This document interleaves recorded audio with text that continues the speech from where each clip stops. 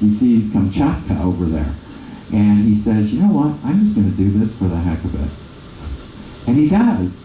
And he goes over to Russia, onto the Asian continent, and he meets these people, encounters them, and he only spends one day there. And he heads off. And now he has to figure out what he's going to do for the winter. And he had to make a decision because, as we said, one of Cook's qualities is he is persistent, right? You think he's going to give up after one try? No, because he felt like they would make him come back again. And he said, okay, what are we going to do? We got two choices. We can hang out up here and freeze our butts off, or we can sail back to paradise. So what does he do? He doesn't put it to a vote, but if he had, I guarantee you, nobody wants to stay up there. So he sails back down to Hawaii. And he comes back, and he hits Maui between, right around the Maui area, between Maui and the Big Island. You've got Maui, Molokai, and you've got the Big Island of Hawaii. And he's sailing around there. He's trading with the Hawaiians that live on Maui. He's doing a little bit of trade. And everybody's going, his crew is going, okay, let's go. Let's land. We're here. But Cook says, no, we're not going to do that yet. And one of the main reasons he did that was because he didn't want his crew engaging with the Hawaiian women. Because they were carrying, at that time, they were carrying different sexually transmitted diseases and so forth. And so he was very strict about that. And he just didn't want to let these guys go like that. And so he's sailing for weeks. But imagine this. These guys have not even touched land for months. And where have they been for the last 4 months? They've been up in the Arctic. My goodness, freezing. And so he's traveling, doing trade with them, but that's kind of it, doing his best. And he does this for 6 weeks. I'm surprised there wasn't a mutiny on the Bounty just with that, for that. Well, anyway, he finally decides that they're going to land in Kalikakua Bay. And how many people have been there, by the way? If you've been to Hawaii, you may have been to this bay. And I'll show you the very first map drawn of this by the cartographer. But he doesn't do it before he's been sailing around the Big Island of Hawaii. And he's been sailing around it in a very particular direction, a clockwise direction. And finally, this is Kalikakua Bay, drawn when Cook was there. And there's a huge celebration.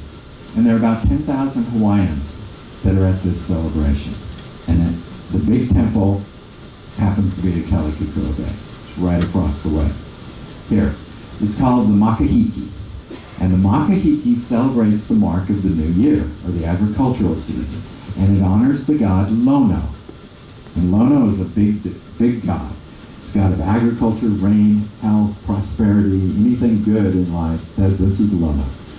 So, there he's here at the Makahiki, November to February, honors Lono. Cook has fulfilled this Hawaiian legend that Lono would return. And that Lono would return in a giant sailing ship.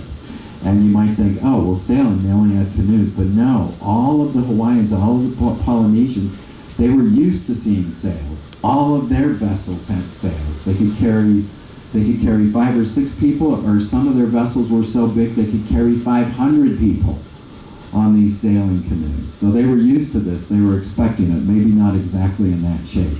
Cook is revered. He is thought to be a king because he's the captain of the ship, and for the next 3 weeks they enjoy all this hospitality gifts. Cook is given one of these cloaks, and these cloaks are only reserved for the chiefs, the highest of the chiefs. That cloak that was given to Cook is now in the Bishop Museum in Honolulu, and if you want to see it, you can go to that museum while we're there, and you can see the cloak that was given to Cook. And I'll tell the story of that tomorrow. But anyway, he's here. Death becomes a problem. Their welcome is pretty much over, and they decide to leave. So Cook leaves with the Discovery, and the wind breaks the Resolution's foremast, and they have to return back after 5 or 6 days. And during this time, the tender is stolen. And the tender is like our life rafts, right? Our little tender boats. And Cook has one main one. And Cook flies into a rage because of this. And he decides that he is going to get that tender back. And the reason he flies into a rage is because his plan is to go back up again, right? And he cannot do what he needs to do in terms of mapping and finding the Northwest Passage unless he has that tender. So he is already having anger management problems, right? And he has a plot. He's going to kidnap the king, bring him onto his ship, and then hold him for ransom to get this tender back. Not a good idea. Not when you've got 10,000 Hawaiians that are already angry about them and already now suspecting Lono would never have come back. Lono's foremast would never have broken. So now they're even questioning him. He gets into a fight and Cook gets killed, along with several others. They return parts of his body. The custom in Hawaii is that the power is in the bones, and so they return back like a forelimb, they return a thigh bone, and they return Cook's head. And the crew is going, what the heck? That's not Christian custom, but it was different. This is how the Hawaiians did it. Eventually, they get the rest of Cook's remains, they bury him at sea, and now Clark has to decide what to do, and the crew does. And they decide that they are going to fulfill Cook's wishes to go up to the north. And this is the very first map ever drawn of Hawaii. You can see the spelling, Hawaii. This is Kalikakua Bay, and you see two anchors there. If you ever go back there, you can look there and you can see where his ship's anchored. His monument sits right here, and this is the whole bay. But once again, these ships are shut out by ice. Clark continues. He dies. It turned out he had tuberculosis. He knew he had it. And that was where he ended up dying. He took over for Cook. Ended up in Macau as well. They ran the Cape of Good Hope, and they ended up back in Plymouth. And they proved beyond a doubt that there is no Northwest Passage, and they lay that to rest. His legacy included this: his ships. He had the Endeavor, that was on his first voyage. The Endeavor now we think is wrecked off of Rhode Island. Yeah, and you can watch the news. They're going to go check that out. Could be there. It's possible that his ship, the Resolution, on the very last voyage is also located right next to the Endeavor off of Rhode Island.